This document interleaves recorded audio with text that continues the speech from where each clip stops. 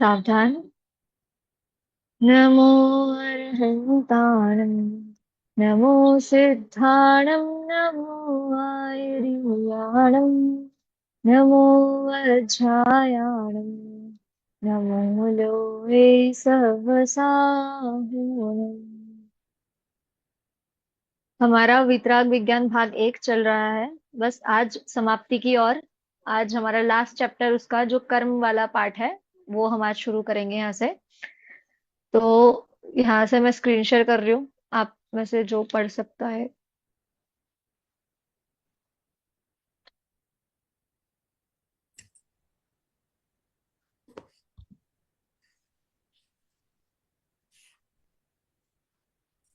Screen share हो रही है क्या? नहीं, अभी नहीं हुई। तक नहीं हुआ।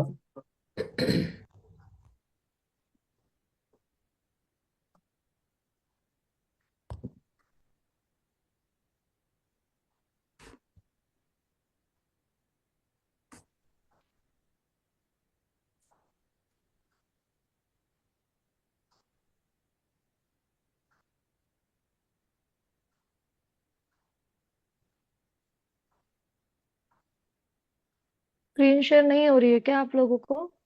नहीं। नहीं दीदी, अभी नहीं आया। नहीं। पता नहीं क्या प्रॉब्लम आ रहा है। मैं करूं? जी, आप कर सकते हैं क्या? पता नहीं, कुछ हाँ, इशू करता आ हूँ। रहा है।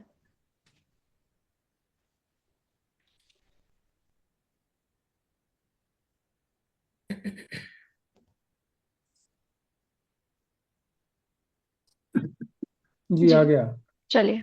हाँ,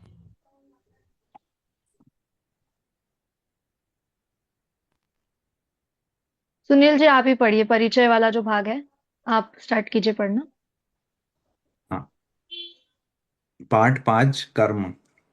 सिद्धांत चक्रवर्ती, नेमिचंद्र आचार्य। हम्म। जह चक्केन य चक्की छ खंड साहियम साहियम। अविघेण तह मयि चक्केन मया छ खंड साहियम सम्मम। हम्म। जिस प्रकार सुदर्शन चक्र के द्वारा चक्रवर्ती 6 खंडे को साधता है, जीत लेता है, उसी प्रकार मैंने यानी नेमिचंद्र ने अपने बुद्धि रूपी चक्र से षटखंडागम रूप महान सिद्धांत को साधा है। अतः वे सिद्धांत चक्रवर्ती कहलाए। ये प्रसिद्ध जैन राजा चामुंडराय के समकालीन थे और चामुंडराय का समय 11वीं सदी का पूर्वार्ध है। अतः आचार्य नेमिचंद्र भी इस समय भरत भूमि को अलंकृत कर रहे थे। बस कोई। रुकिए, देखिए। हाँ। एक मिनट, हाँ। ये जो कर्म वाला पाठ है, जैसे अभी तक हमने देखा कि हर जिसने भी ये लिखा है तो वो किसी एक ग्रंथ के आधार से लिखा हुआ है। तो वैसे ही यहाँ पर भी सिद्धांत चक्रवर्ती नेमि चंद्राचार्य का नाम आया है कि उनके द्वारा ये ग्रंथ, जो ग्रंथ से लिखा हुआ है। तो सबसे पहले 2 लाइन दी हुई है प्राकृत की। तो वो कहाँ से ली गई है? तो वो गोमटसर कर्मकांड की है, गाथा क्रमांक 397, 397 नंबर की वो गाथा है। और उसमें क्या बताया है कि जैसे सुदर्शन चक्र है, उसके द्वारा चक्रवर्ती क्या 6 खंडों को जीत लेता है। चक्रवर्ती 6 खंड का अधिपति होता है, तो उसके कारण उसे चक्रवर्ती। तो वैसे ही इनके नाम के आगे भी क्या है? सिद्धांत चक्रवर्ती है। तो सिद्धांत चक्रवर्ती क्यों? तो जो 6 खंड है, षटखंडागम, तो उन षटखंडागमों को जिसने जीत लिया है, जिसका अध्ययन पूरा हो चुका है, वैसे वो सिद्धांत चक्रवर्ती नेमि चंद्राचार्य, उनके बारे में लिखा गया है। और ये किस मतलब पहले जो परंपरा चलती थी वो कैसी चलती थी? तो राजाओं का शासन चलता था। तो जो चामुंडराय थे, जो जिनका समय क्या बताया है कि जो 11वीं सदी के पूर्वार्ध में हुए हैं, राजा चामुंडराय के समकालीन, मतलब उस टाइम में नेमि चंद्राचार्य हुए हैं। ठीक है। उस समय ये भारत भूमि में थे। जी, आगे उनके ग्रंथ कौन से रचनाएं वो आगे दी हुई है।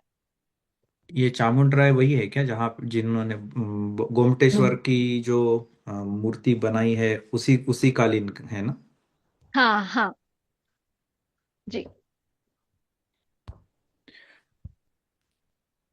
ठीक है। ये कोई साधारण विद्वान नहीं थे। इनके द्वारा रचित गोमटसार जीवकांड, गोमटसार कर्मकांड, त्रिलोकसार, लब्धिसार, क्षपनसार आदि उपलब्ध ग्रंथ की आरा उनकी असा असाधारण विद्वत्ता और सिद्धांत चक्रवर्ती पदवी को सार्थक सिद्ध करती है। इन्होंने चामुंडराय के आग्रह पर सिद्धांत ग्रंथों का सार लेकर गोमटसार ग्रंथ की रचना की, जिसके जीवकांड और कर्मकांड नामक दो महाअधिकार है। इनका दूसरा इनका दूसरा नाम पंचसंग्रह भी है। इस ग्रंथ पर मुख्य टीकाएं उपलब्ध है।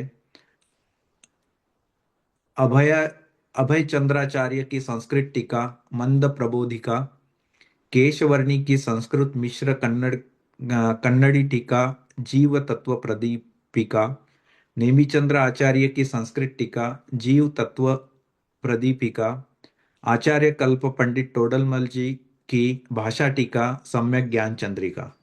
यह पाठ गोमटसार कर्मकांड के आधार पर लिया गया है। हम्म देखिए, ये जो पाठ हम अभी कर्म वाला पाठ पढ़ेंगे, ये गोमटसर कर्म कांड के आधार पर लिया हो गया है। और इनकी रचनाएं हमने देखी, गोमटसर जीव कांड, गोमटसर कर्म कांड, त्रिलोकसार, क्षपनासार, लब्धिसार, ये सारे करनानियोग बेस ग्रंथ है जो है। और जीव कांड और कर्म कांड जो गोमटसार इत्यादि है, ये सब इसमें किसका सार है? तो षटखंडागम का ही पूरा सार इसमें निचोड़ा गया है। तो इसी के आधार पर इनकी जो सिद्धांत चक्रवर्ती वाली उपाधि है वो पूरी सिद्ध करती है। और दूसरी चीज क्या बताई, इस पे टीका भी कितनी है? तो उसमें से आपने पंडित टोडरमल जी की सम्यक ज्ञान चंद्रिका के नाम सुना ही होगा। इसके ऊपर अनेक विद्वानों ने बहुत सारे प्रवचन भी उपलब्ध होते हैं सम्यक ज्ञान चंद्रिका पर। उसमें भी बहुत अच्छा विषय लिया गया है। और अभी जो हम पाठ पढ़ेंगे आगे, वो किसके द्वारा, मतलब किस ग्रंथ पे बेस है? तो गोमटसर कर्मकांड के आधार पर ये आगे का चैप्टर अभी हम लोग पढ़ेंगे। जी देखिए, और इसमें जो जो अभी तक की रही है कि कन्वर्सेशन टाइप में हमने सारे पाठों को लिया है। तो इसमें भी चामुंडराय राजा और आचार्य नेमिचंद्र ऐसे दो रूप से संवाद के द्वारा ये पाठ लिखा गया है। जी अंकित जी, आप पढ़ेंगे आगे पाठ? हाँ जी जरूर। मैम जी दो लोग भी पढ़ सकते हैं ना, क्लैरिटी अच्छी रहेगी। कोई चामुंड राय का पार्ट और कोई नेमीचंद्र का पार्ट। ओके। हाँ, वो भी। जी, एक जन चामुंडराय दो हो लोग जाइए, एक पढ़ जन सकते हैं। नेमिचंद्र हो जाइए। जी जी, चलिए हम आधा आधा पढ़ लेते हैं। चंदन जी, आचार्य नेमी चंद्र का आप पढ़ लीजिए, और अंकित जी आप चामुंडराय वाला स्टार्ट कीजिए। जी जरूर। हाँ महाराज, यह आत्मा दुखी क्यों है? आत्मा का हित क्या है? कृपा कर बताइए। आत्मा का हित निराकुल सुख है। वह आत्मा के आश्रय से ही प्राप्त किया जा सकता है। पर यह जीव अपने ज्ञान स्वभावी आत्मा को भूलकर मोह राग द्वेष रूपी विकार भावों को करता है, अतः दुखी है। हाँ बस रुकिए, देखिए देखिए, ये थोड़ा हमें जाना पहचाना दिख रहा है क्या? कहीं सुना हमने पिछले पाठ में भी जब स्टार्ट किया था तब यही प्रश्न था और यही उत्तर था, है ना? कि क्या वास्तव में आत्मा, पहला प्रश्न क्या है कि आत्मा दुखी क्यों है ना? दुख क्या है? पहले तो वही चीज है कि आत्मा दुखी है इसलिए दुख दूर करना चाहता है, और दुख दूर करना है अर्थात क्या, कि हमें सुखी होना है। तो उसका उपाय क्या है?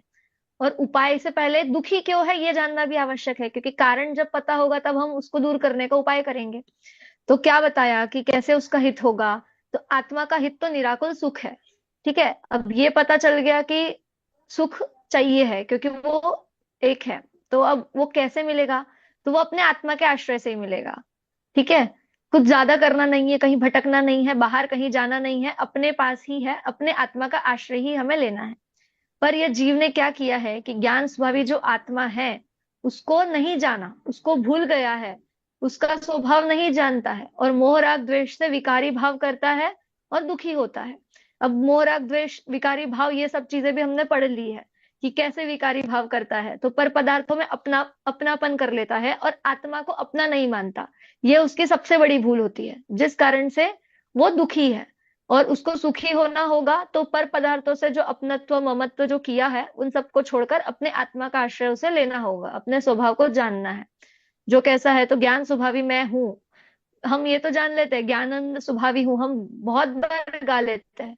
पर कौन है वो मैं हूं ये हम नहीं जानते। अगर हम बोलते भी आत्मा संबोधन करते हैं तो क्या होता है कि मैं आत्मा हूं ये नहीं देखते हम, क्या बाकी सबके लिए बोला जा रहा है ऐसा समझ लेते हैं। कहीं आचार्य देव भी अगर बोल रहे हैं कि भव्य जनों के लिए ये बात कही जा रही है, तो मेरे लिए कही जा रही है ऐसा नहीं देखते, बाकियों के लिए कही जा रही है ये हम सोच लेते हैं। पर हमें क्या देखना है वहां पे कि ये मेरे लिए कही जा रही है, तब तो हम उसको अप्लाई करेंगे अपने ऊपर। जब हम ये सोचेंगे कि मैं दुखी हूं और मुझे सुखी होना है, तब हम उसका रीजन, तब हम उसका कारण देखेंगे कि हम सुखी कैसे हो। पर अभी क्या है कि हमारी मान्यता ये है ही नहीं कि हम दुखी है, जिस कारण से हम इस संसार में अभी तक भटक रहे हैं। हम इस संसार में हैं अर्थात हम दुखी है। ये चीज तो सबको अब पता होनी चाहिए, है ना। हम इतने टाइम से पढ़ रहे हैं तो हमें ये चीज तो पता है, मालूम है कि हम दुखी है इसलिए। पर अभी भी अगर हम किसी से पूछे कि आप कैसे हैं, किसी से हालचाल पूछे तो क्या सब बढ़िया है, सब ठीक है ना। कोई ये नहीं बोलेगा कि मैं दुखी हूं, है ना। क्यों? क्योंकि दुखी बोलेंगे तो सामने वाला क्या सोचेगा। तो सबको बोलना तो यही है कि हम बहुत सुखी हैं। परंतु वास्तविकता क्या है कि वास्तव में तो जो पूछ रहा है वो भी दुखी है और जो बता रहा है वो भी दुखी है, परंतु बस हम मान नहीं रहे हैं कि हम दुखी है ना। तो वो मान्यता लेकर आनी है, तभी हम सुखी होने का उपाय करेंगे। जब हमें किसी चीज, जब बीमारी हमें लगती है कि अब नहीं, अब बहुत हो गया, अब डॉक्टर के पास जाना चाहिए, तब डॉक्टर उसका उपाय करेगा और तब हम उसका उपाय करेंगे। पर जब हमें वो बीमारी बीमारी ही नहीं लगेगी तो हम उसके उपाय के लिए डॉक्टर के पास जाएंगे क्या? नहीं। तो वैसे ही जब ये संसार का दुख, आत्मा को भूलने का दुख हमें दुख लगेगा, वो दुख भासित होगा, तब हम सुख की खोज की तरफ जाएंगे। तो वही चीज है, अभी तो हमें विकारी भाव विकारी लग ही नहीं रहे, वो अपने लग रहे हैं, है ना। तो इसके लिए उनको पहले विकारी जानो, तब हम अपनी आत्मा का वास्तविक जो स्वभाव है, ज्ञानानंद स्वभावी हम है, ये हम जानेंगे। ठीक है, चलिए अगला। हमने तो सुना है कि दुख का कारण कर्म है।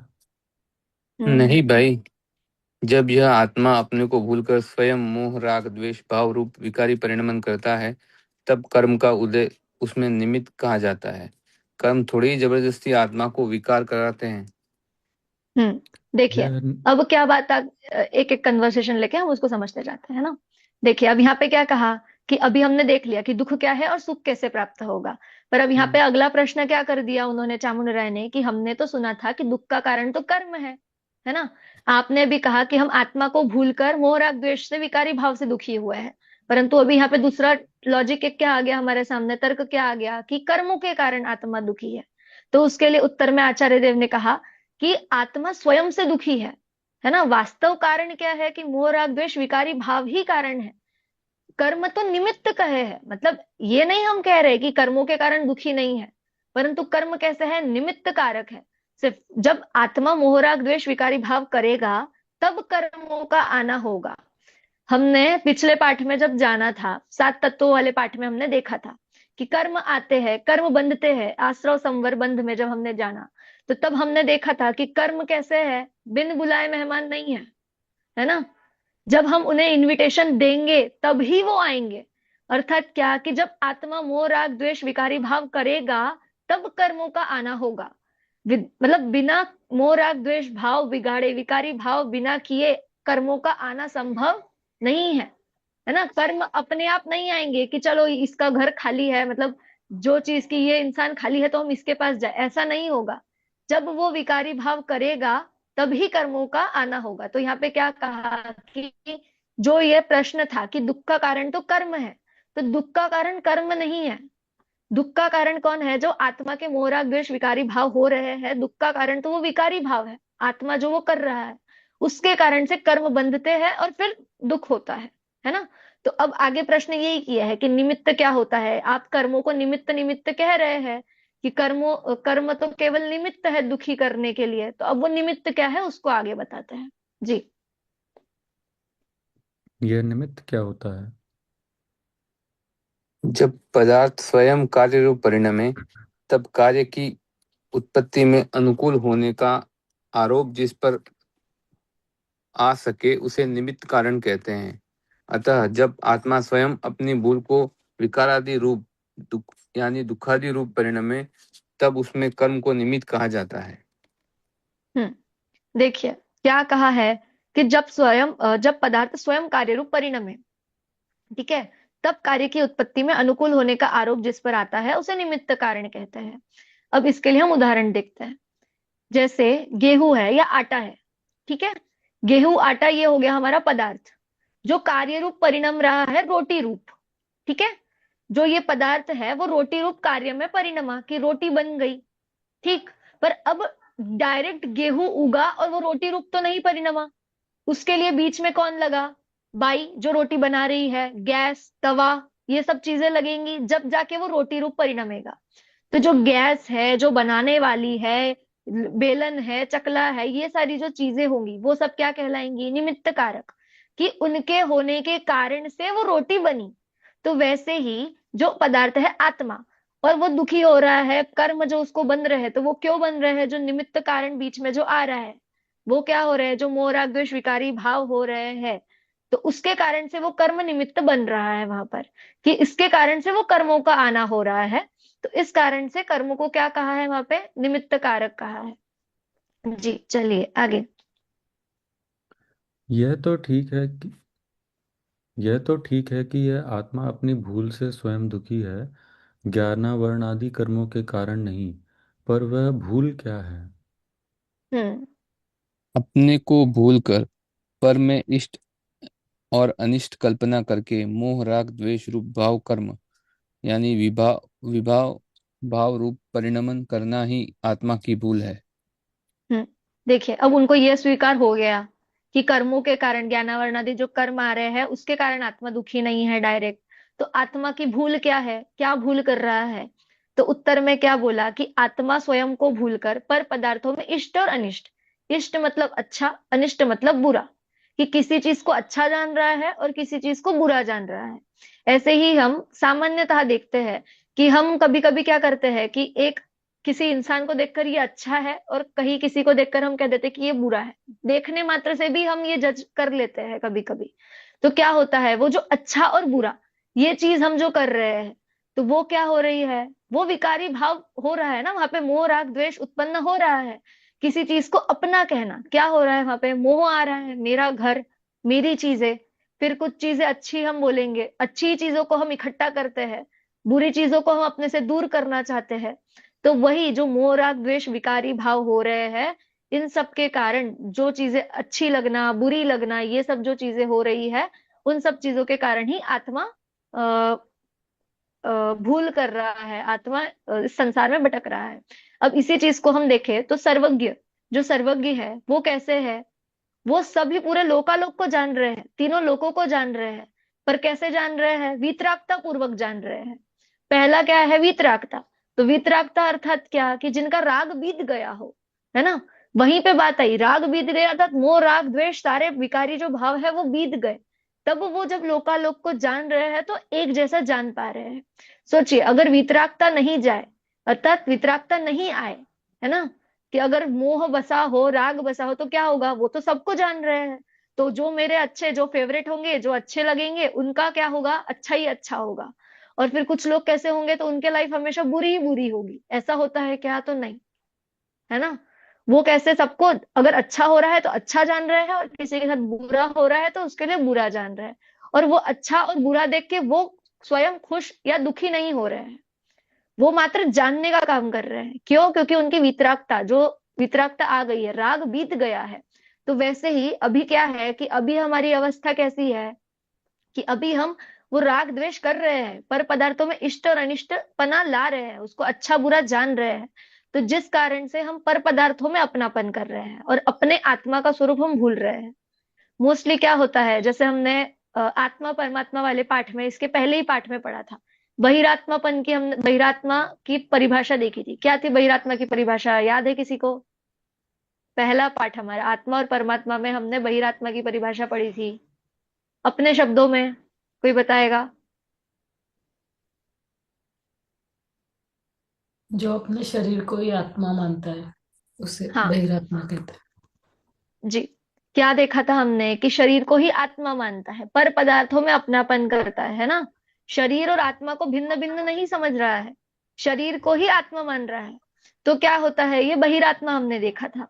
क्या इसमें क्या देखा था कि क्या होता है? अगर कोई हमें थप्पड़ मारे, ठीक है, थप्पड़ मारता है तो क्या होता है कि तुमने मुझे थप्पड़ क्यों मारा, जबकि मैं कौन हूं, आत्मा हूं। आत्मा को तो कोई मार ही नहीं सकता है, मारा तो किसे है, शरीर को मारा है ना।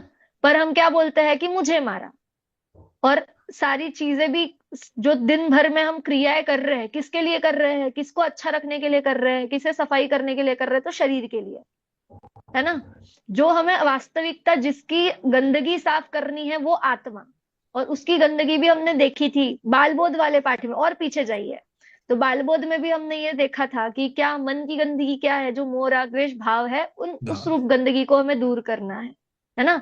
शरीर की गंदगी तो हम रोज घिस घिस कर निकाल रहे हैं, परंतु जो आत्मा की जो वास्तविक गंदगी है, उस गंदगी को कैसे निकाला जाए। तो एक ही उपाय है जो स्टार्ट से अभी तक हम बोल रहे हैं कि अपनी आत्मा को, जो हम अपना स्वभाव भूले हैं, उस स्वभाव को जान लो। मात्र कितना जानना है कि मैं आत्मा हूं और मैं जानता देखता हूं, है ना। मैं जीव हूं, मुझ में ज्ञान है और मैं ज्ञान से जानता हूं। ये बिल्कुल हम बच्चों को स्टार्टिंग में जो पढ़ाते हैं ना, देखिए आप बालबोध लीजिए या बालबोध के नीचे के KG 2 वाले जो किताबें होती है, आप उसको बाल पोथी को लीजिए और समयसार जी को लीजिए, है ना, बड़ा ग्रंथ षटखंडागम में ले लीजिए। तो बात कितनी है कि जानना क्या है कि मैं जीव हूं, मुझ में ज्ञान है और मैं ज्ञान से जानता हूं। यही बात हम बच्चे को भी पढ़ा रहे हैं और हम बड़े भी पढ़ रहे हैं। सोचिए, आपको समयसार तक जाने की जरूरत ही नहीं है अगर आप बाल पोथी में ही ये बात समझ ले तो। मतलब वही है ना कि 8 साल का बालक, 11 साल का बालक भी दीक्षा ले सकता है। हमारे सामने आचार्य हुए हैं, है ना, 8 साल 11 साल में जो दीक्षा लेकर निकल गए हैं। क्या मात्र इतनी ही जानने की देरी है कि मैं जीव हूं, मुझ में ज्ञान है और मैं ज्ञान से जानता हूं। इतनी बात अगर हम वहां समझ ले तो इतना आगे की पोथी हमें पढ़ना ही नहीं पड़ेगी। देखिए, चलिए आगे हम देखते हैं। और ये तो हमने आत्मा की भूल अभी क्या है वो हमें लगनी चाहिए, इसके लिए मैं आपको इतना बता रही हूँ कि वास्तव में हमें हमारी भूल पता चलनी चाहिए कि वास्तव में हमारी भूल क्या है, हम क्या भूल कर रहे हैं। हम अभी ये क्लास भी पढ़ रहे हैं तो क्यों पढ़ रहे हैं, हम अपने आप को जानने के लिए तो पढ़ रहे हैं। जिनवानी माँ हमें क्या बता रही है, एक ही तो, यही तो उपदेश दे रही है हर पाठ के बाद में कि तुम अपनी आत्मा को जानो। हम कोई भी पाठ पढ़ रहे हैं तो उसमें से हमारे क्या निकल रहा है, हमें क्या बताना चाह रहे हैं कि तुम अपनी आत्मा को जानो। बाहर पर संसार को तो बहुत जान लिया, पर अब किसको देखना है, अपने अंदर अपने आत्म राम को देखना है ना। चलिए आगे। भाव कर्म क्या होता है? हम्म कर्म के उदय में यह जीव मोह राग द्वेष रूपी विकारी भाव रूप होता है, उन्हें भाव कर्म कहते हैं। और उन मोह राग द्वेष भावों का निमित्त पाकर कार्मण वर्गणा यानी कर्म रूप परिणमित होकर आत्मा से संबंध हो जा कर्म रूप परिणमित होकर आत्मा से संबंध हो जाती है, उन्हें द्रव्य कर्म कहते हैं। देखिए, अब जो पिछले इसमें प्रश्न किया था तो उत्तर में क्या आया था कि मोह राग द्वेष रूप भाव कर्म, है ना, एक शब्द आया था। तो अब वहां से उसने आगे प्रश्न किया है कि ये भाव कर्म क्या होता है। अब ये क्या नया टर्म आ गया, अभी तक तो कर्म कर्म चल रहा था कि कर्म के कारण दुखी है। अब ये भाव कर्म द्रव्य कर्म ये क्या आ गए। तो आप ऐसा कीजिए, एक हम जैसे ट्री डायग्राम बनाते हैं, चार्ट डायग्राम बनाते हैं, वैसे कि कर्म और फिर कर्म के दो किए, भाव कर्म और द्रव्य कर्म, है ना। और एक आता है नौ कर्म, है ना, 3 चीजें। तो अभी ये भाव कर्म और नौ कर्म, ये 2 चीजें यहाँ पे बताई तो क्या है। तो भाव कर्म तो अभी हमने जो जाना कि जो मोह राग द्वेष विकारी भाव हो रहे हैं, उसके कारण से जो कर्म बनते हैं वो भाव कर्म, ठीक है। अब द्रव्य कर्म क्या है कि द्रव्य कर्म ये है कि जो भाव किए, है ना, जो मोह राग द्वेष भावों का निमित्त पाकर, मतलब जो भाव किए और उसका निमित्त पाकर जो 8 कर्म, जो ज्ञानावर्णादि 8 कर्म है, वो जब बंध जाते हैं तो वो कहलाएंगे द्रव्य कर्म। जैसे कैसे, हम देख उदाहरण लेते हैं। जैसे जो पहलवान होता है क्या करता है, अपने बॉडी में पहले पूरा तेल मालिश करता है, उसके बाद वो अखाड़े में उतरता है। तो क्या होता है कि तेल लगाने के कारण जो वो मिट्टी होती है मैदान में, वो क्या होती है, अपने आप आके उसको चिपक जाती है ना। तो किसके संयोग से चिपकी, वो किसके होने से चिपकी, वो तेल मालिश की हुई है, इस कारण से वो आकर चिपकी। तो वैसे ही जब मोह राग द्वेष विकारी भाव हम करेंगे तो उसके निमित्त पाकर अपने आप ज्ञानावर्णादि जो 8 कर्म है वो आने, मतलब वो आएंगे और बंधेंगे, तो वो कहलाता है द्रव्य कर्म। इस उदाहरण से आपको स्पष्ट हुआ द्रव्य कर्म अर्थात क्या, कि जब हम जो विकारी भाव करेंगे उसका निमित्त पाकर, जैसे वो तेल के कारण, तेल का निमित्त पाकर वो मिट्टी का चिपकना, वैसे ही वो मोह राग द्वेष विकारी भावों के निमित्त पाकर ज्ञानावरणादि कर्मों का आना, सो वो द्रव्य कर्म है। और भाव कर्म, जो मोह राग द्वेष विकारी भाव हो रहे हैं, वो भाव कर्म। ठीक है, चलिए आगे। तो कर्म बंध के निमित्त आत्मा में उत्पन्न होने वाले मोह राग द्वेष भाव तो भाव कर्म है, और कार्माण वर्गणा का कर्म कर्म रूप परिणमित रज पिंड द्रव्य कर्म।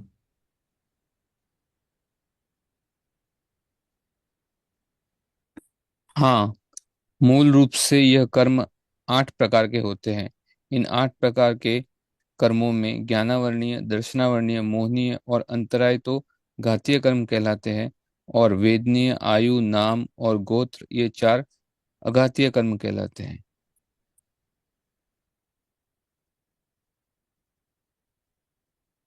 इसमें अलग है क्या, कुछ छूटा है शायद? नहीं, ये वाला फर्स्ट है ना। वो पिछले पेज का है।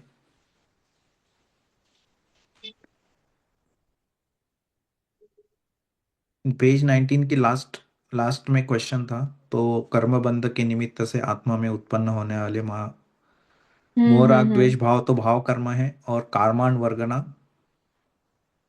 का नहीं, इसका स्वरूप उत्तर परिणाम। एक बार आप ऊपर कीजिए, 1 मिनट। हाँ, ये उत्तर है। हाँ, ये जो ड्राइव में जो बुक है उसमें थोड़ा सा और कंटेंट है। अच्छा, अलग है क्या? हाँ हाँ, वही। मैं हाँ ओके। एक्चुअली मेरे पास भी हर जो कॉपी है इसमें भी एक पैराग्राफ एक्चुअली मिसिंग है, मतलब ये वाला इसमें नहीं है। यहाँ पे डायरेक्ट ये, चलिए हम पढ़ते हैं इसी से ही। तो क्या हम्म। कहा है, क्या प्रश्न, एक प्रश्न कि प्रश्न क्या था कि कर्म बंध के निमित्त आत्मा के उत्पन्न होने वाले जो मोहराग द्वेष है वो भाव कर्म देखे, और द्रव्य कर्म क्या है वो हमने देखा। तो अब उसमें क्या उत्तर आया कि हाँ, वो जो कर्म द्रव्य कर्म कहे गए हैं उसकी संख्या अब यहाँ पे उत्तर में बताई है। कि उत्तर में क्या, कि कितनी संख्या है, तो 8 है ना। उत्तर उसका क्या दिया है कि हाँ, मूल रूप से ये कर्म 8 प्रकार के होते हैं। ठीक है, कर्म जो द्रव्य कर्म है वो 8 प्रकार से, इन 8 प्रकार के कर्मों में देखिए नाम यहाँ पे दिए हैं, ज्ञानावरणी, दर्शनावरणी, मोहनीय, अंतराय। ये जो 4 पहले है वो क्या कहलाते हैं, घातीय कर्म कहलाते हैं। और वेदनीय, आयु, नाम, गोत्र, ये चारों क्या कहलाते हैं, अघातीय कर्म। अब यहाँ पे इन्होंने क्या कर दिया, पहले ही घातीय और अघातीय का प्रश्न डाल दिया, जबकि जो किताब में है उसमें थोड़ा अलग फॉर्मेट दिया हुआ है। कोई नहीं, बात एक ही है। तो 8 कर्मों के नाम कौन कौन से है, पहले तो ज्ञानावरणी, दर्शनावरणी, मोहनीय, अंतराय, वेदनीय, आयु, नाम और गोत्र, ये 8 नाम है। अब इन 8 में से भी हम और 2 भाग करेंगे, घातिया और अघातिया। तो जिसमें पहले 4 जो होंगे वो कौन से है, घातिया कर्म, और जो दूसरे बाकी के जो 4 है वो कौन से है, अघातिया कर्म। अब ये घातिया और अघातिया, ये कंसेप्ट हमने कहाँ देखा था, जब हम पंच परमेष्ठी का पाठ पढ़े थे, तब हमने देखा है कि अनंत परमेष्ठी के कितने कर्मों का नाश होता है, तो 4 घाती चार। कर्मों का नाश होता है। और सिद्ध परमेष्ठी के 8 ही 8। कर्म, 8 कर्म। अर्थात अर्थात क्या, कि घातिया कर्म 4 और अघातिया कर्म, इन घाती अघाती 8 ही कर्मों का नाश सिद्ध परमेष्ठी का होता है। तो अब अरहंत परमेष्ठी के जो 4 कर्म है घातिया, वो कौन कौन से होंगे, अगर वो पूछे जाए तो पहले 4 नाम आने चाहिए, ज्ञानावरणी, दर्शनावरणी, मोहनीय जो और ये अंतराय, है। है ना। ये हाँ, 4 कर्मों का नाश अरहंत परमेष्ठी के हुआ है, और 8 कर्मों का नाश सिद्ध परमेष्ठी के हुआ है। ठीक है, चलिए आगे प्रश्न। घातीय और अघातीय से क्या तात्पर्य है? हम्म जो जीव जो जीव अनुजीवी। अनुजीवी गुणों को घात करने में निमित्त हो, वह घाती कर्म है। और आत्मा के अनुजीवी गुणों के घात में निमित्त ना हो, उन्हें अघातीय कर्म कहते हैं।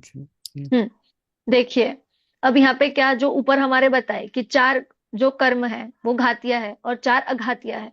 तो अब प्रश्न क्या होगा, सबसे पहले कि ये घातिया और अघातिया ये क्या टर्म है, क्या बात है इसमें। तो उसके उत्तर में कहा कि जो जीव के अनुजीवी गुणों का घात करने में निमित्त हो वे घाती कर्म, और जो आत्मा के अनुजीवी गुणों के घात करने में निमित्त न हो वो अघाती कर्म। अब यहाँ पे बात आई ये अनुजीवी गुण। ये अनुजीवी गुण क्या है कि जिनके घात न करने से और करने से घातिया अघातिया ये टर्म बन रहे हैं। तो जीव के अनुजीवी गुण कौन से है कि जो ज्ञान दर्शन स्वभाव ये जो उसके स्वाभाविक गुण कहे जाते हैं उसका यदि घात होता हो तो वो कर्म कौन से कहे जाएंगे? घातिया कर्म। जहां ज्ञान दर्शन स्वाभाविक जो गुण कहे जाते हैं उनका नाश हो, है ना। और जब उस चीज का नाश नहीं हो रहा है, आत्मा के अनुजीवी गुण जो ज्ञान दर्शन इत्यादि है इनका नाश न होता हो, मतलब इनका घात न होता हो, तो क्या वो कौन से कर्म कहे जाएंगे? अघातिया कर्म। ठीक है जी। आगे अनुजीवी का अर्थ समझा। अनुजीवी का अर्थ क्या होता है कि जो आत्मा के गुण हैं, आत्मा के जो गुण भाव जो स्वाभाविक गुण कहे गए हैं उन गुणों की बात वहां पे कही जा रही है। जो ज्ञान दर्शन सुख वीर इत्यादि जो गुण कहे जाते हैं आत्मा के, उन गुणों का घात होना, मतलब उन गुणों का घात होना तो वो कहे कौन से कर्मों के द्वारा होगा? घातिया कर्मों के घाती द्वारा। कर्म। और जिन कर्मों के कारण घात नहीं होता है, अनुजीवी गुणों का घात नहीं होता है, वो कौन से कर्म है? अघातिया कर्म है। अघाती। ठीक है जी। चलिए आगे। ज्ञान पर आवरण डालने वाले कर्म को ज्ञानावरण और दर्शन पर आवरण डालने वाले कर्म को दर्शनावरण कहते होंगे। सुनो, जब आत्मा स्वयं अपने ज्ञान भाव का घात करता है अर्थात ज्ञान शक्ति को व्यक्त नहीं करता, तब आत्मा के ज्ञान गुण के घात में जिस कर्म का उदय निमित्त हो उसे ज्ञानावरण कर्म कहते हैं। और जब आत्मा स्वयं अपने दर्शन गुण यानी भाव का घात करता है तब दर्शन गुण के घात में जिस कर्म का उदय निमित्त हो उसे दर्शनावरण कहते हैं। ज्ञानावरण ज्ञानावरणी 5 प्रकार का और दर्शनावरणी 9 प्रकार का होता है। देखिए, अब यहाँ से आपको जो 8 कर्म कहे गए हैं उनकी एक एक की परिभाषा है और उनके भेद कितने हैं वो बताए जा रहे हैं। ठीक है चलिए। तो अब यहाँ पे हम क्या देखें कि अब क्या बताया कि वो प्रश्न कर रहा है कि ज्ञानावरण आदि कर्म मतलब ज्ञान पे आवरण आ जाना और दर्शन पर आवरण आ जाना, अर्थात क्या मतलब दर्शन का ढक जाना मतलब दर्शनावरणी और ज्ञान का ढक जाना ज्ञानावरणीय कर्म। तो यहाँ पे क्या परिभाषा बताई कि जब आत्मा स्वयं अपने ज्ञान भाव का घात करता हो, मतलब अपनी ज्ञान शक्ति को नहीं जान पा रहा है, व्यक्त नहीं करता है, तो तब जब आत्मा के ज्ञान गुण के घात में कर्म का उदय निमित्त होता है उसे ज्ञानावरणादि कर्म कहते हैं। जैसे हम उदाहरण देखते हैं कि सूर्य है, ठीक है, और अचानक से उसके सामने मेघ आ गए, तो बताइए सूर्य है या नहीं है? सूर्य तो है पर हमारे तक उसका प्रकाश नहीं आ पा रहा है। क्यों? क्योंकि अभी क्या है? आवरण आया हुआ है उसके ऊपर, मेघ छाए हुए हैं, इस कारण से सूर्य का प्रकाश नहीं आ पा रहा है। तो वैसे ही जब जीव अपने ज्ञान गुण को प्रकट नहीं करता है, अपनी ज्ञान शक्ति को प्रकट नहीं करता है, उस पे क्या करता है? कर्मों के निमित्त से आवरण ढक जाता है।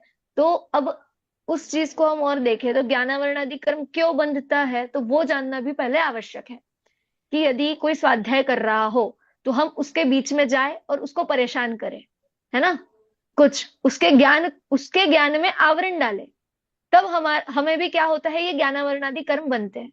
तो कभी हम कहते हैं ना बच्चों को कि पेपर में कभी बच्चों को याद नहीं आता है, पढ़ के पूरा गए पर एट टाइम पर हमें याद नहीं आ रहा है। क्यों याद नहीं आ रहा है? ये ज्ञानावरण आदि कर्म का वहां फल हमें मिलता है ना, तब वो बंधता है।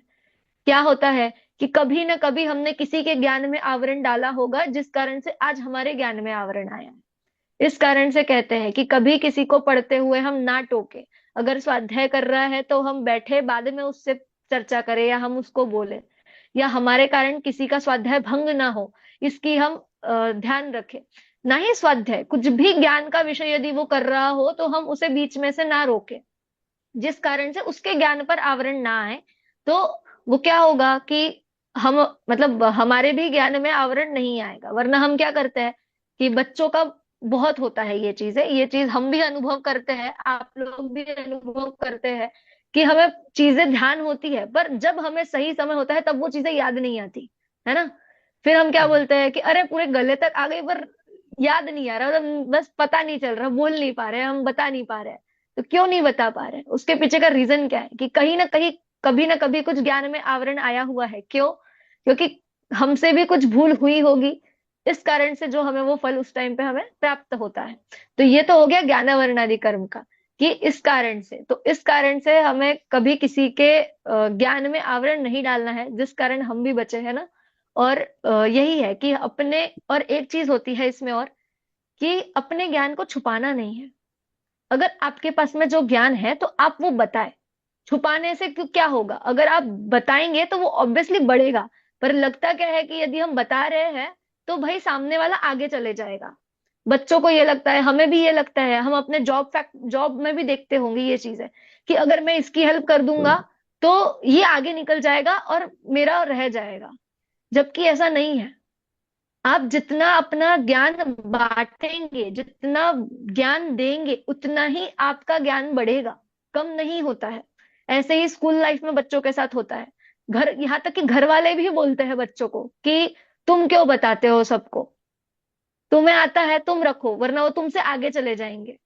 ये होता है, मतलब पेरेंट्स खुद अपने बच्चों को ये चीजें बोलते हैं कि तुम्हें आता है ना, तो तुम 10 लोगों को क्यों बता रहे हो, तुम अपना अपने पास में रखो, है ना। पर जब वो बताएगा तो आप ये सोचिए, उस बच्चे का भी कंसेप्ट क्लियर हो रहा है, तो वो कितना क्लैरिफाई हो जाएगा उस विषय के बारे में। और सामने वाला भी हो रहा है। हमने ज्ञान दान का भी महत्व देखा था, कि ज्ञान दान भी है, हमने शतावश्यक जब देखा था तब। तो वही चीज है कि जब हम, क्या होता है वरना, कभी कुछ चीज हमें पता हो और हम उसके लिए भी मना कर दे कि नहीं मुझे ये नहीं आता है, नहीं पता है, तब भी ये ज्ञानावरणादि कर्म बनता है। क्यों? क्योंकि हमने अपनी ज्ञान शक्ति को छुपाया, हमने उसे, उसका आवरण डाला, उस पे आवरण डाला। तो क्या होगा? फिर ये ज्ञानावरणादि कर्म बनेंगे। इसके लिए कभी यदि हमें कुछ छोटी सी चीज या बड़ी कभी किसी से मदद होती है तो हमें मदद करनी चाहिए। ये नहीं कि हमें आते हुए भी हम छुपा रहे हैं कि नहीं मुझे नहीं आता। इसीलिए कहते हैं ना कि स्टूडेंट और टीचर, ये कैसा होता है, टीचर अपने पास जितना जो कुछ हो वो सब देना चाहता है। क्यों? अगर टीचर कुछ छुपाए तो वो ज्ञान दान नहीं कर सकता, फिर वो टीचर नहीं कहलाएगा। उसे जितना पता होगा वो सब अगर बच्चों को बताए तो वो असली ज्ञान दान कहा जाएगा, और फिर वो चीजें होंगी। तो इसलिए एक ये चीज भी हमें ध्यान रखनी है, ऐसा नहीं मात्र कि किसी के ज्ञान में हमने आवरण किया, बीच में प्रॉब्लम डाला तो ही। जब हम अपना खुद का भी ज्ञान छुपा रहे हैं, किसी को बताएंगे नहीं, तो भी ये ज्ञानावरणादि कर्म बंधते हैं। ठीक है, चलिए अब दर्शनावरणी। हाँ, दर्शनावरणी में क्या बताया कि दर्शन गुण का घात करना। ठीक है, तब दर्शन गुण के घात में जिस कर्म का उदय निमित्त होता है तो वो दर्शनावरणी कर्म बनते हैं। अब इसका कैसा उदाहरण है कि जैसे एक आप देखिए, द्वारपाल और राजा होता है ना। तो द्वारपाल क्या करता है, सूचना तो करता है वो चीजें राजा को, पर वो वहां तक जाने नहीं दे रहा, पहुंचने नहीं दे रहा। तो वो चीज क्या हो जाती है, वो दर्शनावरणी कर्म का घात हो जाता है, दर्शनावरणी उसमें बीच में आ जाता है। तो वही चीज यहाँ पे बताई है। और फिर इनके भेद बताए, तो ज्ञानावरण, ज्ञानावरण कितने भेद है, ज्ञानावरणा के 5 प्रकार बताए। मैम और दर्शनावरणी के दर्शनावली एक बार समझा देंगे? सॉरी टू इंटरप्ट, हाँ, मैं दर्शनावली एक बार जी और जी। समझा देंगे?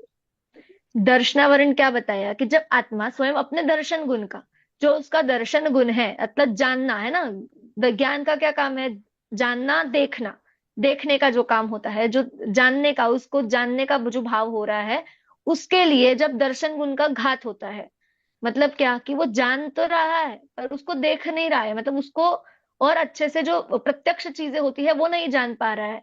तो उस चीज के लिए, जैसे यदि राजा है कोई, ठीक है, उसके पहले क्या होता है कि गेट पे एक द्वारपाल खड़ा होता है ना, जो है। अब वो द्वारपाल ही यदि उस चीज को रोक दे तो राजा वो चीज को देख पाएगा क्या? राजा को तो वो चीजें पता ही नहीं चलेगी कि कोई आया था या गया था, अगर द्वारपाल ही उसे हटा दे तो वही चीज है कि जब वो दर्शन गुण को प्रकट ना करे, मतलब वो चीजें प्रकट ना हो अगर उसके सामने, तो कौन सा जो वो कर्म में निमित्त बनेंगे, तो वो दर्शनावरणी, दर्शनावरणी कर्म का निमित्त होता है। दर्शनावरणी के भेद 9 प्रकार के कहे गए हैं और ज्ञानावरणी के 5 प्रकार के कहे गए हैं। ठीक है जी, आगे। और मोहनीय।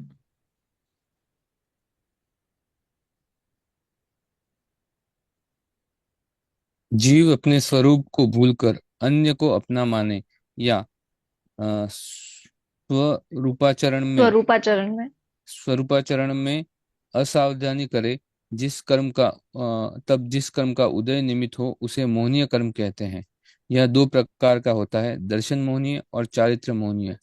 मिथ्यात्व आदि 3 भेद दर्शन मोहनीय के हैं और 25 कषाय चारित्र मोहनीय के भेद है।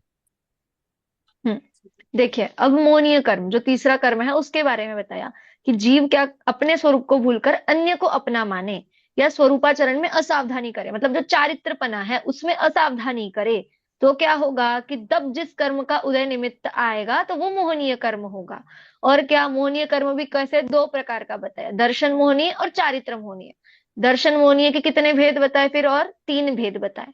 और चारित्र मोहनीय की 25 भेद, मतलब जो 25 कषाय कही जाती है। 25 कषाय कौन कौन सी है, तो अनंतानुबंधी, प्रत्याख्यान, अप्रत्याख्यान और संजलन, और फिर इन सबका अनंतानुबंधी चौकड़ी पूरी, मतलब क्रोध, मान, माया, लोभ, ऐसे हर चारों के साथ लेना। तो ऐसी ये 25 कषाय जो कही जाती है, तो ये कौन सी, चारित्र मोहनीय में जाएंगी, है ना। और मिथ्यात्व, दर्शन मोहन, मिथ्यात्वादी ये किस में जाएंगे, दर्शन मोहनीय में। दर्शन ठीक मोहन। है। तो 3 भेद दर्शन मोहनीय के और चारित्र के 25, तो ऐसे कुल मिला के मोहनीय के कितने भेद हो गए, 28। 28। ठीक है। हाँ। तो ज्ञानावरणी के कितने, 5, दर्शनावरणी के 9, 9। और मोहनीय के 25, 28। 28। 28 ठीक है। भेद। हाँ, चलिए आगे। दीदी एक अब क्वेश्चन था, जी। मुझे ना क्लियर नहीं हो रहा दर्शना वर्णीय और ज्ञान वर्णीय में, मतलब दोनों में डिफरेंस समझ में नहीं आ रहा है। इसको कोई ओके। एग्जांपल देके बताएंगे जो मैं रिलेट कर पाऊँ? हाँ, देखिए, ज्ञानावरणी का तो हमें क्लियर है कि जो मेघ पटल वाला हमने सूर्य वाला लिया, जी। और वैसे ही इसमें दर्शनावरणी के लिए द्वारपाल का उदाहरण दिया जाता है, मतलब फेमस तो द्वारपाल वाला उदाहरण ही है इस चीज के लिए। और एक बार हम क्या करेंगे, अभी पूरा पढ़ लेंगे ना, तो एक उदाहरण हम पूरे 8 ही कर्म को घटित करते हुए ले लेंगे, तो आपको जिससे वो दोनों फिर और सबके साथ में पूरा क्लियर हो जाएगा, है ना, okay. At the end, Ashish ji. जी। जी सर, सर दीदी। जी। अब घातीय कर्मों में एक अंतराय और रह गया। जीव के दान, लाभ, भोग, उपभोग और वीर्य के विघ्न में जिस कर्म का उदय निमित्त हो उसे अंतराय कर्म कहते हैं। यह 5 प्रकार का होता है। देखिए, अब घातिया कर्म कितने कहे थे, 4। तो 3 तो हमने समझे, अब ये चौथा कौन सा बचा था, अंतराय। तो अब इसमें क्या बताया कि जीव के दान, लाभ, भोग, उपभोग और वीर्य के विघ्न में जिस कर्म का उदय निमित्त हो उसे अंतराय कर्म कहते हैं। मतलब क्या, दान देने में अंतराय हो रहा है, लाभ में अंतराय हो रहा है, भोग उपभोग में, अर्थात जो भोगने की वस्तु है उसमें, उपभोग करने की, वीर्य इन सब में जो विघ्न आते हैं उसे क्या कहते हैं, अंतराय कहते हैं। जैसे हम देखते हैं ना कि हम अंतराय शब्द का मोस्टली देखते हैं कि मुनिराज के आहारचर्या में हम बोलते हैं कि अंतराय आ गया, है ना। हम वहां ये शब्द का ज्यादा, दान में तब जो भोग उपभोग का होता है तब हम कहते हैं कि अंतराय आ गया। और भी क्या चीज है कि जब भी कुछ बाधा आती है, कि अगर हम कुछ उपभोग करने जा रहे हैं, भोग करने जा रहे हैं किसी वस्तु का, या कभी दान देने जा रहे हैं, तो क्या हो जाता है अचानक से, अगर कुछ बाधा आ गई तो क्या कि कुछ अंतराय आ गया, कुछ मतलब क्या बोलेंगे हम, अड़चन आ गई कुछ बीच में, ऐसा कुछ फंस गया कि हम वो चीज नहीं कर पा रहे हैं। क्यों नहीं कर पा रहे हैं, कि कभी कुछ पिछले हमारे कर्म ऐसे होंगे कि हमने भी किसी को रोका टोका होगा, कुछ चीजें की होगी जो आज हमारे बीच में आ गई, है ना। तो वही चीज यहाँ पे है कि दान, लाभ, भोग, उपभोग इन सब चीजों में भी विघ्न, वीर्य, इन सब के विघ्नों में जो कर्म निमित्त में आते हैं वो कौन सा कर्म कहलाता है, तो अंतराय कर्म। और अच्छा। अंतराय कर्म भी कितने कहे हैं, 5 प्रकार के कहे हैं।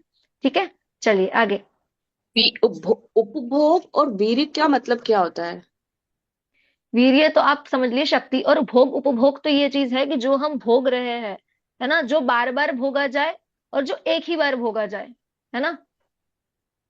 भोग उपभोग इसमें ये अंतर है कि जो एक बार भोग सके वो भोग, और जो बार बार भोगा जा रहा है वो भोग, ऐसा। जैसे हम खाना खा रहे हैं तो एक ही बार कुछ खाते हैं तो वो एक बार खाते हैं।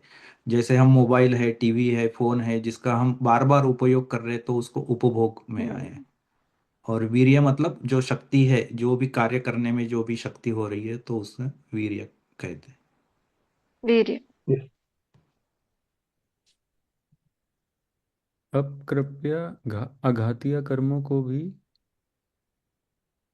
हम्म हाँ हाँ, सुनो।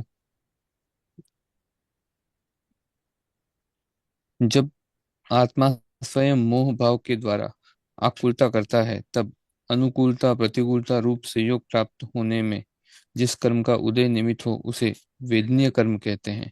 यह साता वेदनीय और असाता वेदनीय के भेद से दो प्रकार का होता है। जीव अपनी योग्यता से। हाँ ओके। हाँ, रुकिए, एक एक अब पढ़ते चलते, क्योंकि अब इसमें चारों ही का आपको इकट्ठा दिया हुआ है। देखिए, अब कौन सा अघातिया कर्म यहाँ से शुरू हो गए। घातिया कर्म हमारे हो गए ज्ञानावरणी, दर्शनावरणी, मोहनी और अंतरा। अब अघातिया कर्मों में सबसे पहला है वेदनीय। तो वेदनीय अर्थात क्या, कि जब आत्मा मोह भाव के द्वारा आकुलता करता है, मतलब किसी चीज को अपना माना है तो उसको बचा के रखने के लिए और उसको छोड़ने की वो जो चीज आकुलता हो जाती है, हमारी परेशानी हो जाती है किसी चीज के लिए। जब कोई अपनी हम चीजों को देखे और वो चीज हमसे दूर जाती है तो आकुलता होती है या नहीं होती है? होती है ऑब्वियसली हमें। तो वही चीज जो आकुलता रहती है, आकुलता करता है, तब अनुकूलता और प्रतिकूलता, मतलब कुछ अच्छी परिस्थिति और बुरी परिस्थिति, है ना, कुछ ऐसी चीजें हमारे साथ में हो जाती है। तो संयोग प्राप्त होने से जिस कर्म का उदय निमित्त हो उसे वेदनीय कर्म कहते हैं। उसके दो कौन से बताए, साता वेदनीय और असाता वेदनीय। जैसे ही हम क्या कहेंगे, सब कुछ स्वास्थ्य में अच्छा चल रहा है तो क्या कहते हैं कि साता चल रही और यदि हम बीमार हो जाए, कुछ हो जाए तो क्या हो जाता है, असाता हो गया है ना, असाता वेदनीय का कर्म आ गया। अभी प्रतिकूलताएं आ गई है, अनुकूलताएं आ गई है, सब चीजें वो आकुलता बढ़ जाती है। तो वही चीजें यहाँ पे बताई है। तो अब यहाँ पे क्या है, ये बीमारी को नहीं लेना है। यहाँ बीमारी क्या है, जो मोह भाव, जो मोह राग द्वेष भाव है, विकारी भाव है, उस बीमारी को यहाँ पे लेना है। कि उस कारण से हम क्या हो रहे हैं, साता असाता रूपी हमें ये वेदनीय कर्म का फल भोगना पड़ रहा है। उस कारण से उस बीमारी को दूर करना है, उस कर्म को दूर करना है ना। चलिए आगे। जीव अपनी योग्यता से जब नारकी, तिर्यंच, मनुष्य या देव शरीर में रुका है, तब कर्म का उदय निमित्त हो उसे आयु कर्म कहते हैं। यह भी हम्म नरक आयु, तिर्यंच आयु, मनुष्य आयु और देवायु के भेद से चार प्रकार का है। देखिए, ये तो पढ़ते से ही हमें समझ में आ गया कि आयु मतलब क्या, कि एक आयु जो हमारी बंधती है, उस आयु कर्म की यहाँ पे बात हो रही है। कि जब जीव अपनी योग्यता से नारकी, त्रियंच, मनुष्य या देव शरीर में रुका रहे, है ना, तो उसको ही जिस कर्म के उदय से ये सब निमित्त पाते हैं, तो वो कौन सा कर्म है, आयु। आयु कर्म। ठीक है, और वो बता दिए हमें कि नरकायु, त्रियंचायु, मनुष्यायु, देवायु, ये जो चारों गति की आयु बन रही है, ये हम गति वाले पाठ में भी पढ़कर आए हैं कि उस जीव को किस भाव से कौन सी गति प्राप्त होती है ना। तो उस कारण से ये आयु बंध, यहाँ पे आयु कर्म की बात की जा रही है। जी आगे। का जिस शरीर में जीव हो, उस शरीर आदि की रचना में जिस कर्म का उदय निमित्त हो उसे नाम कर्म कहते हैं। यह शुभ नाम कर्म और अशुभ नाम कर्म के भेद से दो प्रकार का होता है। वैसे इसकी प्रकृतियां 93। 93 है। हम्म देखिए, अब नाम कर्म, नाम कर्म से क्या हो रहा है कि तथा जिस शरीर में जीव को उस शरीर आदि की रचना में जिस कर्म का उदय निमित्त हो, मतलब जो हमें ये शरीर आदि की रचना प्राप्त हुई है ना। अभी यहाँ पे पुरुष भी है, स्त्री भी है, परंतु क्या हर किसी का चेहरा, बनावट, शरीर की बनावट अलग अलग है। तो वो किस कारण से है, तो वो इस नाम कर्म के कारण है। कोई लंबा है, कोई बौना है, कोई मोटा है, कोई पतला है, कोई कैसा है। तो जैसे ये जो शरीर की रचनाएं जो हो रही है, वो सब किस कारण से है, तो उस नाम कर्म के कारण से। उस नाम कर्म के कारण से जीव की शरीर आदि की रचना में जिस कर्म का निमित्त उदय निमित्त है, वो कौन सा कर्म है, नाम कर्म। और उसके कितनी दो भेद बताए, एक शुभ नाम कर्म और अशुभ नाम कर्म। और उसकी टोटल प्रकृतियां कितनी बताई, 93। ये 93। आप अगर देखें तो तत्वार्थ सूत्र जी में भी इसका पूरा वर्णन दिया हुआ है। पूरे 93 इनके सबके नाम बताए हुए हैं कि कैसे कैसे और चीजें होती है। वो हमें आगे सिलेबस में है, हम उन चीजों को भी देखेंगे। ठीक है, चलिए आगे। और जीव को उच्च या नीच आचरण वाले कुल में पैदा होने में जिस कर्म का उदय निमित्त हो उसे गोत्र कर्म कहते हैं। यह भी उच्च गोत्र और नीच गोत्र इस दो प्रकार का भेद वाला है। देखिए, अब बचा गोत्र। तो गोत्र क्या बताया, दो प्रकार से बता दिया, उच्च गोत्र और नीच गोत्र। तो उच्च या नीच आचरण करने वाले कुल में पैदा होने में जिस कर्म का उदय निमित्त हो, उस कर्म को गोत्र कर्म कहते हैं। गोत्र कर्म की निमित्त से ही उच्च कुल और नीच कुल, मतलब गोत्र जो है वो उसकी प्राप्ति होती है। जैसे हमारे पूर्व कर्म होंगे तो उस अनुसार हमें ये गोत्र की प्राप्ति होती है। उच्च या नीच दो भेद इसके भी कहे गए हैं। जी अगला। मतलब आगे। तो बस कर्मों के 8 ही प्रकार हैं। इन 8 भेदों में भी प्रभेद है जिन्हें प्रकृतियां कहते हैं, और वो 148 होती है। और भी कई प्रकार के भेदों द्वारा इन्हें समझा जा सकता है।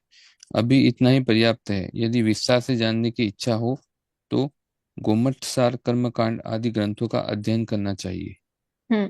देखिए, अब प्रश्न क्या आया कि केवल 8 ही कर्म है क्या, कि और भी कुछ कर्म है? तो क्या बताया कि अब 8 ही कर्म है, मतलब भेद मुख्यतया 8 भेद कहे गए हैं, फिर उसके प्रभेद कहे गए हैं।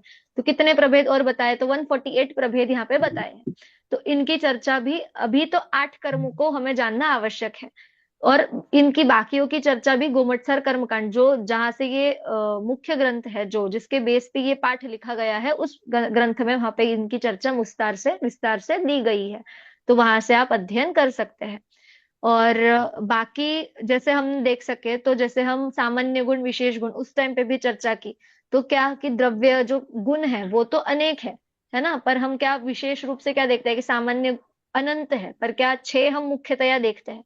वैसे ही यहाँ पे भी क्या कि गुण जो प्रभेद है, प्रभेदों से तो बहुत ज्यादा है, 148 है। तो हम किन किन को क्या क्या पढ़े, पर 8 मुख्य रूप से है, तो वो हमें जानना आवश्यक है।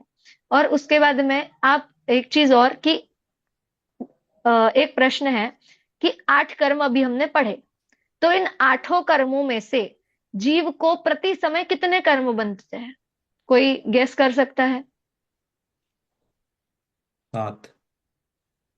सारे ही बनते होंगे। 7। हमारे पास में 2 ऑप्शंस आए हैं, है ना? एक ऑप्शन आया है सारे सारे, मतलब 8 कर्म। ठीक है। और इधर सुनील जी से और हर्षल जी से क्या 7, है ना? 7 बोला ना आप लोगों ने? हाँ, जी। हाँ, आयु हाँ। कर्म तो किसी किसी समय ही बनता है, तो हर हर एक ही समय हाँ, बार बनता 7 है। कर्म बनते हाँ। रहते हैं। तो क्या 2 ऑप्शन आए हैं कि एक तो 8 ही कर्म बनेंगे और एक 7 कर्म बनेंगे, मतलब एक कर्म का डिफरेंस, वो भी सुनील जी ने बताया, आयु कर्म, है ना? तो देखिए, जो 8 कर्म है, 8 कर्म पूरे मतलब हर समय नहीं बनते, 7 ही बनते हैं। और जो आयु कर्म है, वो एक तो ऐसा कि उसके कुछ रूल्स होते हैं, कि जैसे अगर आयु पे डिपेंड करता है, एक तो एक बार जो हमारी आयु बंध गई उस अनुसार हमें आयु मिलेगी। और उसके बाद में भी ऐसा होता है कि एक बार तो बंध गई, तो अगले आयु बंधने के लिए भी कुछ टाइम डिपेंड होता है, कि जो हमारी आयु फिर जो बंधी हुई है, तो अब किसी की 70 है, किसी की 35 है, किसी की 40 है, किसी की 50 है। तो उसके अनुसार एक जो हम ऐसा टर्म कर ले, सब 100 का हम उदाहरण ले, तो 100 वर्ष की आयु है अगर, तो 25 25 25 करके हम डिवाइड कर ले। तो हो सकता है कि 25 में ही बन जाए, 50 में बन जाए, 75 में, मतलब जैसे भी हो, उस टाइम के अकॉर्डिंग बाय रूल वो चीजें वैसी होती है, तो जितने जिसका आयु का बंध होगा उस अनुसार से। ठीक है। तो वो चीज वैसी होती है। और इस प्रकार से आज हमारा यहाँ पर तो ये पाठ समाप्त हुआ। तो हमने बालबोध भाग, सॉरी, वीतराग विज्ञान भाग 1 यहाँ हमारा पूर्ण हुआ है। और अब इसके आगे हमारा जो होगा वो वीतराग विज्ञान भाग 2 ये प्रारंभ होगा अगली कक्षा में, अगले शनिवार को। ठीक है। अ,